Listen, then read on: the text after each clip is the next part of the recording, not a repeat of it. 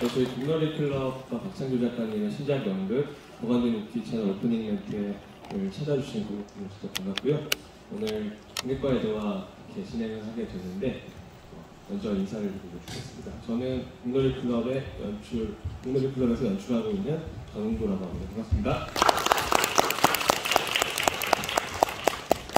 네, 안녕하세요. 저 이번 작품 보건대 무키 채널 오프닝 멘트를 쓴 박창규라고 합니다. 반갑습니다. 네, 이렇게 날씨 좋은 토요일 날 극장 찾아주셔서 진심으로 감사드리고요. 오늘 관객과의 대화에서는 이제 오늘 좀 기존의 관객과의 대화보다는 조금 더 격의가 없고 편한 분위기에서 진솔한 이야기들을 나눌 수 있으면 좋을 것 같아서 이렇게 마련했습니다. 저희가 관객분들 만나기 위해서 되게 오랜 시간 준비를 했는데 관객분들 어떻게 보셨는지 어떤 것들이 또 소감으로 남았고 또 궁금함으로 남으셨는지 되게 궁금하거든요. 그런 이야기들도 많이 들을 수 있으면 좋겠습니다. 먼저 제가 작가님께 하나 질문 드리고 작가님도 저한테 질문 한번 해주시면 저희끼리 얘기를 먼저 한번 나눈 다음에 객석으로 마이크를 넘기도록 하겠습니다. 네, 그러면 박창규 작가님께 한번 질문을 드려볼 텐데요. 저는 이제 작가님 아주 오랫도록 팬으로 지내다가 이번에 처음 작업을 같이 하게 되었어요. 사실 작가님 작품을 보면서 저도 연극 처음 시작할 때 되게 힘도 받고 저런 작품 해보고 싶다라는 생각이 있었는데 이번에 함께하게 돼서 진심으로 영광이었고요. 이 작품 처음 받았을 때 어떻게 이런 작품을 또 쓰셨을까 라는 생각을 했는데 처음 이 작품 착상하시게 된 계기랑 또 제가 되게 좋아하는 동네인데 여러분들도 그러실 것 같은데 성수동이 주된 배경이잖아요. 성수동을 배경으로 삼으신 계기 이런 것들이 좀 궁금합니다. 제가 18년도에 이 작품을 구상을 했었는데 제가 그때 그 가락시장이라는 곳에서 일을 하고 있었는데요. 이제 거기 이제 방역 일을 하고 있었는데 그때는 이제 코로나 전이어서 이제 거기 이제 벌레나 쥐 같은 거를 이렇게 잡는 일을 했었는데 이제 거기 시장이 대형 시장이어가지고 좀 엄청 크거든요. 이제 돌아다니면서 보는데 그때 다 유튜브를 보고 있는 거예요. 휴대폰으로요. 그리고 그때 이제 2018년도에 그 유튜버 붐이 막 일때여갖고 그때 출판이나 이런 데서도 그 유튜버 붐을 못 쫓아갈 정도로 그때 막 참고 자료도 없고 그랬었는데 이게 뭔가 좀 되게 그때 이제 막 떴던 키워드들이 막 관종, 경제 막 이런 거였는데 그때 제가 페북에서 글을 하나 봤는데 그게 되게 힘이 컸습니다. 까뚜룹이라는 지금 아마 한 번 탈퇴하셨다가 다시 돌아오신 분이었는데 이분이 탈퇴했을 때 그때 남긴 페북 글이 자기 일상이 이제 완전히 다 컨텐츠화 돼 있어서 너무 피로했고 피곤했다 하고 나가셨는데 그 글이 저한테 조금 되게 울림이 컸었습니다. 이제 했는데 근데 다시 돌아오셨더라고요. 근데 되게 엄청 이렇게 좀 그런 것들을 하고 돌아오셨는데 그리고 이제 18년도, 19년도에 이제 작품을 구상해서 2000년도에 이제 작품을 공개하고 여기까지 오게 됐는데 제가 원래 이게 공간이 인천이었는데 인천으로 하려고 했는데 뭔가 좀 공간이 저랑 조금 익숙치 않았던 것도 있었고 제가 성수동 바로 옆 동네에서 거의 한 27년, 25년 이렇게 살았었는데 그때 성수동 친구들이 되게 많았어요. 근데 그때 이제 2000년대 초중반, 후반까지 이게 성수동이 완전 공장지대였고 지금 막 이제 대림창고 같이 이제 유명한 동네였던 곳들이나 지금 되게 힙한 어떤 그런 것들이 다 공장지대, 좀 약간 영세한 공장지대였고 그 다음에 자동차 정비소도 아직 되게 많거든요. 근데 이제 거기가 다리 하나만 건너면 바로 강남이고 그래가지고 좀 약간 되게 특이한 동네였는데 그때 친구들이 다 아버지들이 다 그 영세 공장에서 일하셨었던 기억이 아주 완전히 저 머릿속에 되게 좀 강하게 있었고 그 다음에 그 외국인 노동자도 되게 많았거든요. 근데 이제 이게 시간이 지나면서 이게 그 동네가 완전히 이제 리뉴얼화되고 그 동네의 주체도 바뀌고 구성원도 바뀌고 그 동네 역할도 바뀌고 그렇게 해서 그 로컬성이 완전히 바뀌게 되는 과정을 제가 옆에서 좀 많이 가깝게 지켜봤어서 이거를 동네를 바꾸게 됐고 그 어떤 한 지역이 그 장소가 급격하게 변했을 때 거기 있는 아이들이 어떤 느낌이었을지 상상하면서 많이 쓰게 되었습니다. 네, 그렇게 해서 그렇게 갖고 오게 되었습니다. 네. 네, 감사합니다. 또 궁금하신 거 있으면 좀 이어서 또 질문 주시면 좋겠습니다. 저희가 그 약간 좀 이렇게 뭘 짜고 온 게 있어요. 좀 땡땡할 거다. 그리고 제가 윤철님이 저한테 질문 한번 하고 제가 윤철님한테 질문하는 방식이었는데 제가 한번 질문을 드리고 다시 마이크를 넘기는 게 나을 것 같다는 생각이 있습니다. 아무래도 다들 좀 눈치 게임 같이 좀 이렇게 보실 것 같아서 저는 사실 공놀이 클럽 그 작품을 본 것 중에 폰팔이랑 받아쓰기를 너무너무 인상 깊게 봐서 이제 작품을 의뢰드리게 됐고 같이 하게 되었는데 연출님께서는 이렇게 영어덜트 층에 되게 관심이 많으신데 그게 어떤 이유에서 그런지 좀 묻고 싶습니다. 네, 저희 공놀이 클럽의 이름에서도 뭐 짐작하실 수 있듯이 좀 어렸을 때 하던 공놀이, 뭐 프리미어리그 축구 이런 거 말고 프로야구 말고 주차장 같은 데서 하는 공놀이에서 좀 모티브를 얻어서 팀 이름을 만들었고요. 그렇게 좀 형식도 계속해서 바뀌고 잘하는 게 중요한 게 아닌 그런 공놀이 같은 연극을 좀 해보고 싶었어요. 제가 또 정신 연령이 좀 되게 낮기도 한데요. 어린이 연극이나 이런 거 하면서 어린이들이랑 워크숍을 하면 예를 들어서 공장이라는 글씨가 쓰여 있으면 거기에 이제 글씨가 떨어져 나가면 고장이라고 돼 있잖아요. 어린이들은 그런 거 보면 되게 하루 종일 웃거든요. 고장이래 이러면서. 사실 어른들은 그게 당연히 떼어나간 걸 알기 때문에 별로 이렇게 신경을 쓰지 않잖아요. 근데 고장이라고 적힌 건 사실인데 그런 걸 인지하는 주체들은 어린이들 혹은 청소년들이라는 생각이 들었어요. 어떻게 보면 어른들은 이제 사실대로 보는 게 아니라 어떤 연극을 하는 거죠. 그러니까 어린이들이나 청소년이야말로 실제로 보고 그걸 사실을 받아들이는 수 있다라는 생각을 좀 했는데 저는 그게 연극 혹은 예술과도 되게 닮아있다는 생각이 들었어요. 연극이나 예술은 뭘 하나 올려놓고 저 삼각대를 올려놓고 사실 삼각대가 다르게도 보이고 다르게도 쓰일 수 있고 그런 방식으로 어린 왕자에서 이제 뱀에서 이제 모자를 연상시키듯이 뭐 코끼리를 연상시키듯이 다른 것들을 연상시킬 수 있는 것이 바로 좀 예술이라고 생각하는데 가장 닮아있는 것이 아닌가. 그래서 좀 어린이, 청소년이 주체인 대상인 그런 연극들을 좀 많이 해보게 된 것 같습니다. 또 특히 좀 최근에 연극이나 극장이 되게 좀 답답하다는 느낌을 좀 많이 받아요. 되게 정해진 것도 많고 룰들도 많이 생겨났는데 그런 것들도 물론 중요하지만 저는 연극이 가지고 있는 가장 큰 매력은 이렇게 역동적인 것, 살아있는 것이라고 생각을 하거든요. 그래서 어린이 청소년 연극에서 그런 생동감을 가장 잘 보여줄 수 있고 그 룰들을 파괴하는 것들을 자연스럽게 실현할 수 있어서 가장 잘 어울리는 장르라고 생각하고 계속 작업을 해나가고 있습니다.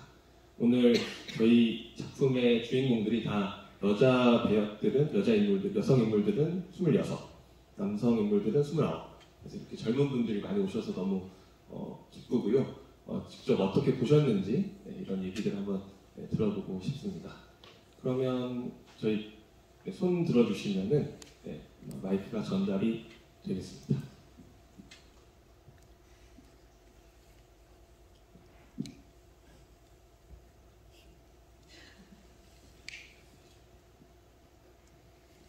네, 마이크 없이 말씀하시려고 하시는 거니까요. 네, 여기 질문 있으신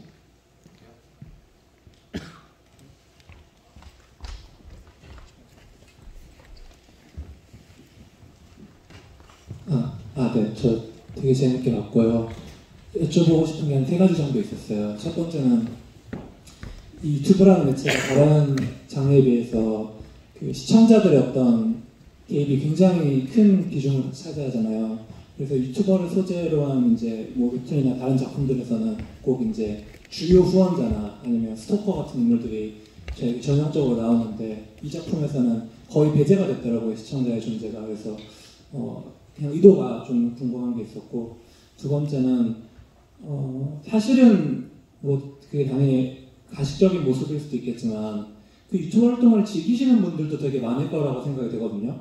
그리고 그분들의 어떤 받는 고통이 좋아하기 때문에 더 되게 많이 고통받을 거라고도 생각을 저는 평소 했었는데 유튜브를 가끔씩 보게 되면. 근데 이 작품에서는 슈렉 정도 말고는 진정으로 그 활동을 즐기는 사람들이 없는 것 같다는 인상을 약간 받은 것 같기도 해요. 그래서 그런 부분에 대한 어떤 인물들의 심정은 어떻게 생각하시고 쓰셨는지도 궁금하고, 세 번째는 되게 사소한 건데 그 초반에 약간 배경음에 비둘기 울음소리 이런 게 깔려있던 것 아닌가요? 그게 뭔가 싶어가지고. 네.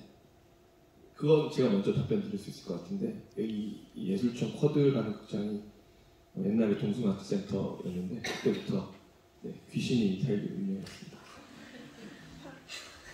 저는 안 믿고 싶었는데 오늘 이게 좀 저희가 사고가 있었던 것 같아요. 원래 이제 저희가 뭐 의도를 가지고 한 건 아닌데 아마 조명기가 헛도는 소리였던 것 같은데 한번 체크를 해보도록 아, 예, 그 첫 번째 질문은 이제 제가 그냥 이 유튜브를 저의 시선으로 봤을 때 어디 지점에서 제가 이 작품을 기획하고 구성하게 되냐면 그런 어떤 특정에서 어떤 좀 이렇게 특정 시청자 중에 조금 발언권이 세고 스피커가 센 사람들보다 이게 조금 불특정 다수가 한 그 유튜버의 그 자기가 그 구독자라는 이유만으로 뭔가 그 욕망을 투사하고 그것대로 방향대로 자기가 보고 싶은 거를 요구하게 되는 좀 약간 좀 다수 대중의 조금 약간 폭력 같은 것들을 보고 싶었는데 제가 유튜브 초창기 때 18년도 19년도 봤을 때 되게 특이했던 점이 하나가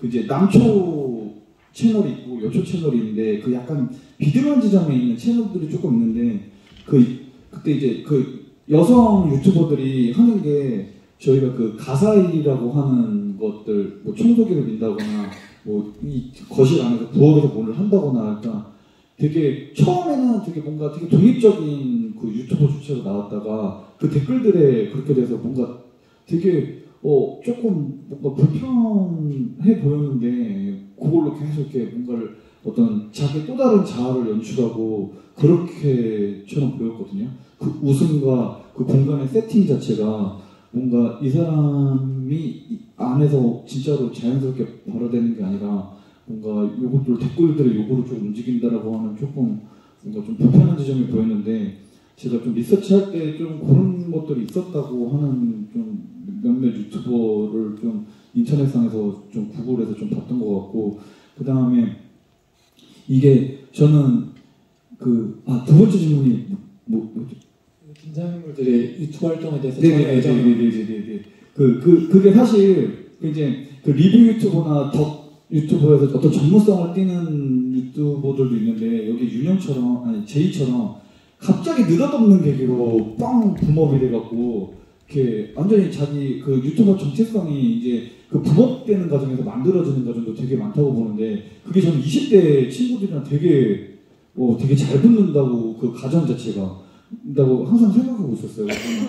뭔가 항상 불안하고 뭔가 불러주는 데도 없고 그런 되게 불안해서 뭔가 하나 계기가 돼 있어서 그게 하나의 어떤 이렇게 자기 정체성을 삼아버리는 경우가 되게 많은데 그게 저는 좀 성수동이랑도 되게 맞물려 있다고 봤고 그 제가 참고했던 책 중에 성동 부총장님이 그 젠트리피케이션으로 그때 막 다 여러 동네가 서울의 여러 동네가 다 좀 막 골치를 삼을 때였는데 제가 한 그 버건디 모키 그러니까 붉은 벽돌인데 약간 조금 개발도상국 때 쓰는 약간 조금 촌스러운 컬러 벽돌들이 그 공장지대 벽돌로 되게 많이 쓰였어요 성수동에. 그래서 그 성동 부총장님이 그 성수동을 좀 그러니까 젠트리피케이션에서 좀 지키시면서 붉은 벽돌 거리라고 하는 조금 그 갤러리아 토레 앞에 지금 그 거리를 하나 만들었는데 그게 사실은 원래 그 공장들이 있었던 벽돌에서 지금은 되게 세련된 질감의 텍스처의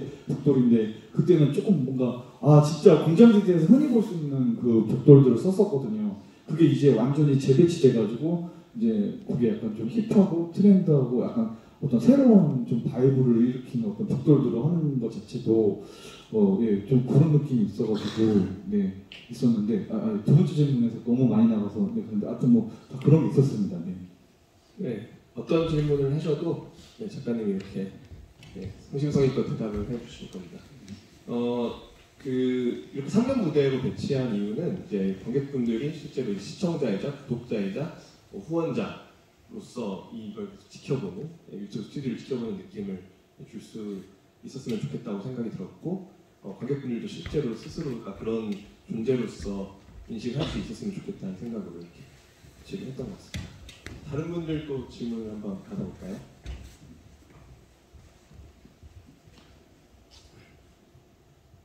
말하면 저기 스크린 뒤에 가끔 이제 좀 기이하고 고어하고 약간 무섭다고 할 수 있는 채도가 뒤바뀐 영상들이 나오잖아요. 그거는 혹시 어떤 의도로 넣으셨는지 가장 먼저 궁금하고요. 두 번째로는 여기서 되게 젊은이들이 사용하는 소재들이 되게 많이 나왔잖아요. 밴드라든지 힙합이라든지 아니면 아이돌, FX 오래된 아이돌 뭐 이런 얘기들이 나오는데 그런 거는 혹시 연출님이나 작가님이 혹시 좋아하셔서 넣으신 건지 아니면 어떤 의도를 띠고 있는지 궁금합니다.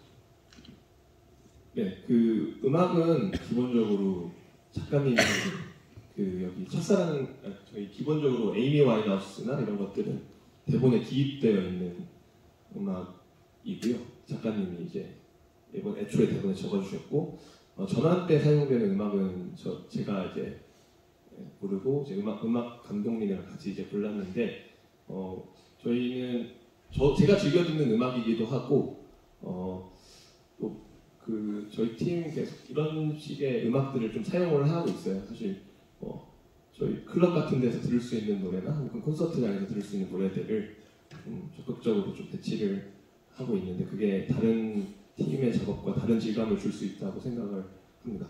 그리고 뒤에 영상은 아마 여기 귀신이 있기 때문에 이렇게 좀 질감이 이렇게 나오지 않았나 생각을 하고요.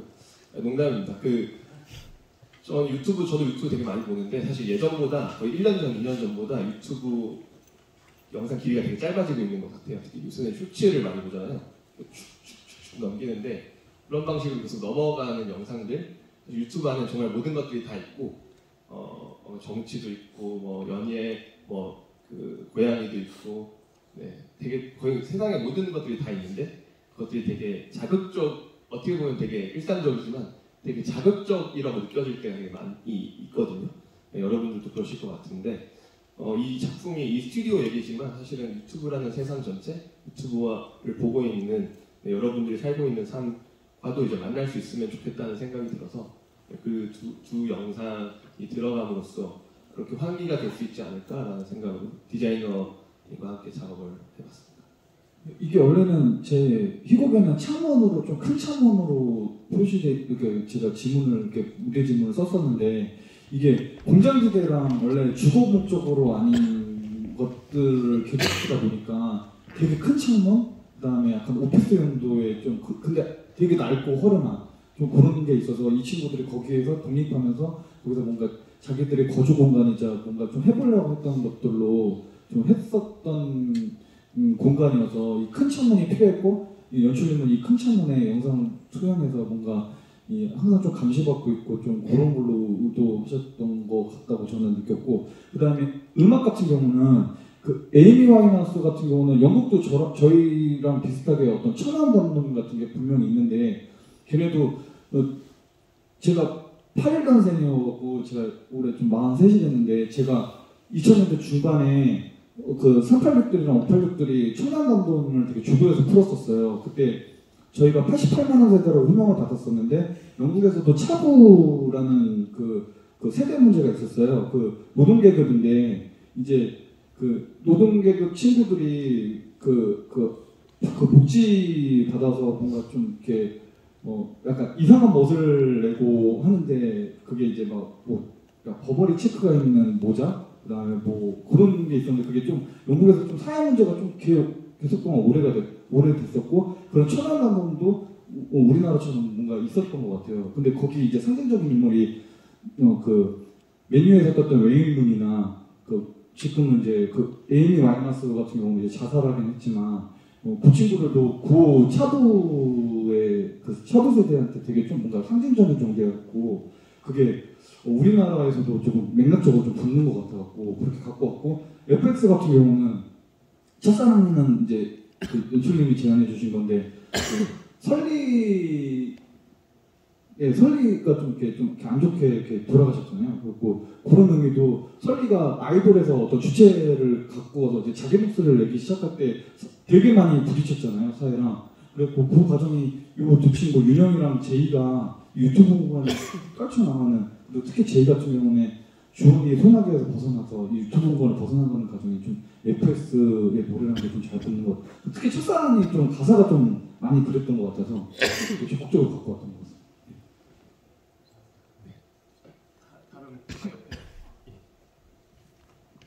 일단 공연 되게 재밌게 봤고요.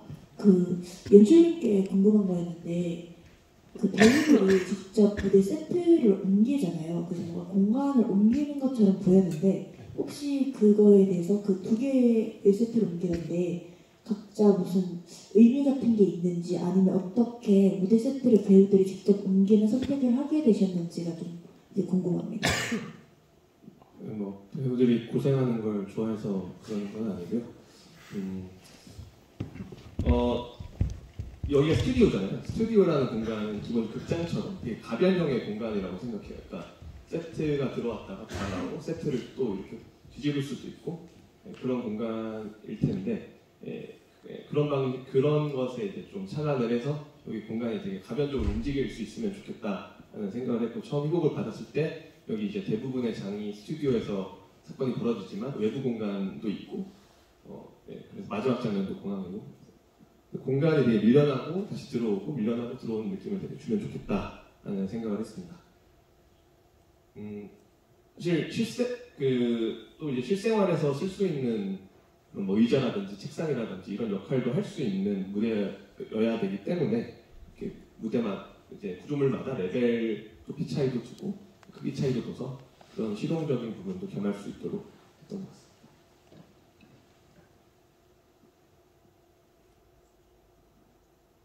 네, 그럼 마지막으로 두 분 질문을 한 번 더 받고 맞춰보려고 하는데요. 여기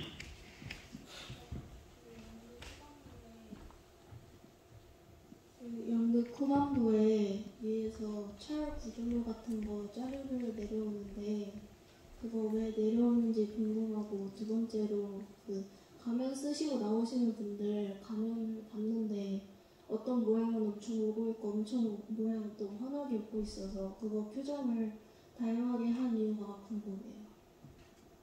가면 얘기는 먼저 작가님이 해주시죠. 가면 디자이너님도 와 계시는데. 제가 그 캐릭터 비쿤이 좀 이렇게 방 안에서 좀 1년 동안 외로운 생각, 고립된 생활을 했었을 때 자기 좋아하는 캐릭터들을 뭐 보노보노나 너브리도 그렇고 뭐 저 안 쓴 것 중에 뭐 흑개모노도 있고 다 캐릭터 만든 거 뭐 당구도 있고 그런데 그게 이제 어떤 표정이라기보다 이제 이 친구가 이렇게 그 관계 맺기에 서툴다 보니까 그 이제 가면 뒤에 쓰면 좀 용기도 나고 뭔가 좀 감정 상태가 좀 바뀌어지는 거를 표현하기 위해서 좀 그런 캐릭터들, 자기가 좋았던 캐릭터들 뒤에서 용기를 내서 그 유튜버 구독자들과 좀 이렇게 소통할 수 있는 그런 의미로 만들었습니다. 네. 그래서 약간 좀 종이 위에 이 친구 그릴 법한 좀 톤이었으면 좋겠다고 그래서 좀 가면 디자이너님한테 그렇게 좀 부탁드렸던 기억이 납니다. 네. 그래서 잘 해주셨던 것 같아요. 네. 감사합니다.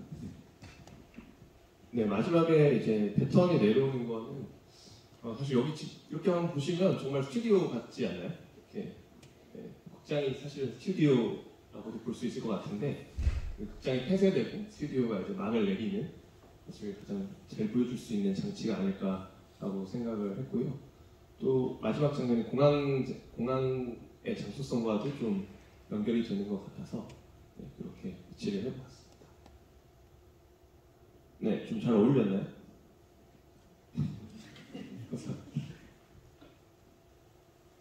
네, 마지막으로 그러면 질문을 그냥 네. 뭔가 인물들이 일을 하게 되는 새로운 직업이기도 하고 이제 유튜버 이후에 뭐 인천공항을 언급하면서 그 뒤에 이어진 이야기도 있었고 이제 마지막으로 비행기 소리가 나면서 약간 비행기를 인식하게 되는 그런 장면들도 있었는데 굳이 그 공간 혹은 인물들이 또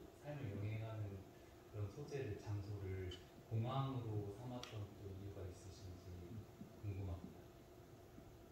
사실 이게 항상 지금도 그렇고 MZ 세대의 어떤 세대 조명도 그렇고 저 때도 그랬고 이게 뭔가 조금 되게 어떤 세대 구간마다도 입장 차이들이 완전히 다르고 계층마다도 완전히 다르고 사는 지역마다도 완전히 다른데 뭔가 좀 저때 제가 88만 원 세대 한번 있었을 때 뭔가 좀 되게 답답한 구석이 되게 많았었고 그래서 그때 당사자들 목소리를 막 캐는 지점들이 있었는데 근데 거기서 뭔가 목소리를 막 내는 지점들이 뭔가 저도 뭔가 그럼에도 아직 안 달아져 있는 어떤 친구들 목소리가 있었다고 생각해요.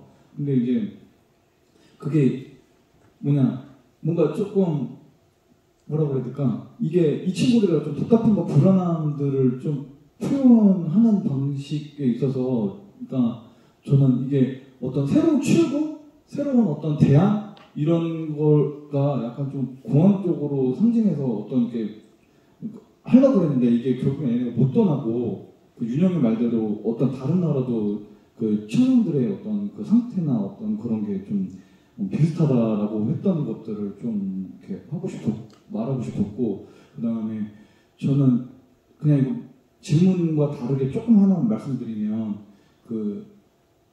혜정이 대사 중에 윤영이 아빠가 성수동에 쫓겨나서 평택 안산 구미를 이렇게 하는 게 제 친구 진짜 아버지가 거기서 이제 영세한 공업사를 하나 하셨는데 그게 이제 동네가 급격하게 리뉴얼되면서 떠나시게 됐는데 그게 이제 또 비슷한 동네의 구성을 갖고 있는 평택 안산 구미 쪽으로 이렇게 가셨어요. 그래서 그게 뭔가 조금 노동자 이렇게 하는 어떤 이렇게 동상 같은 게 좀 이렇게 보여가지고 제가 그 친구랑 되게 오랜만에 만나서, 그리고 지금 그때 성수동 살았던 친구가 한 명도 성수동 안 살고 있거든요. 너무 지대가 너무 급격하게 빼가지고 그때 만나서 얘기 들어봤는데 뭔가 저한테 영감이 주는 부분이 되게 많았고, 이게 뭔가 되게 그냥 이 지구 자체, 이 세계 자체가 뭔가 이제 어떤 다른 세계를 상상하기도 조금 벅차고 이렇게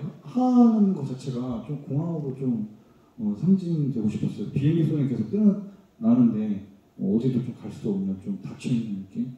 그래서 요거 윤철님 내린 의미도 아마 그런 의미로 좀 하셨던 것 같아서 공항은 좀 그런 의미로 예초에 있었습니다. 그리고 인천도 맨 처음 제가 초고 썼을 때 인천을 했었던 이유도 아마 그랬던 이유 같아요. 네.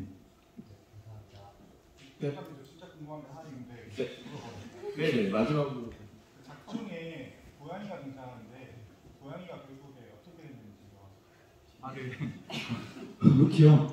루키 사랑팀에 네.